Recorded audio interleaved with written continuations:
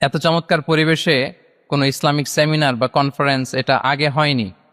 আলহামদুলিল্লাহ, জুলাই আপরাইজিং এর পরে আল্লাহ তাআলা খুব সহজ করে দিয়েছেন, আমাদের জন্য প্রশস্ত করে দিয়েছেন। আপনারা জেনে থাকবেন যে আমি নিজেও প্রায় 5 বছর দেশের বাইরে ছিলাম। মালয়েশিয়াতে থেকে থেকে ভাবতাম যে দেশে কি আমি 29 সালে ঢুকতে পারবো না 41 সালে ঢুকতে পারবো। তো আল্লাহ তাআলার প্ল্যান যে ভিন্ন সেটা তো আমাদের জানা ছিল না। খুত্তাতুল্লাহি আ'যামু মিন খুত্তাতিনা, আমাদের প্ল্যানের চেয়ে আল্লাহর প্ল্যান অনেক বড়।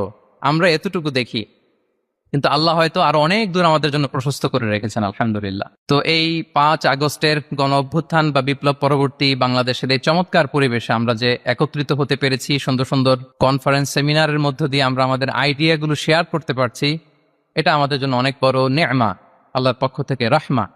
তো আমরা যেন এটাকে পজিটিভলি কাজে লাগাই এবং এই যে ইসলামের বিউটি, এটা যেন আমরা আমাদের ভাই বোনদের কাছে তুলে ধরতে পারি।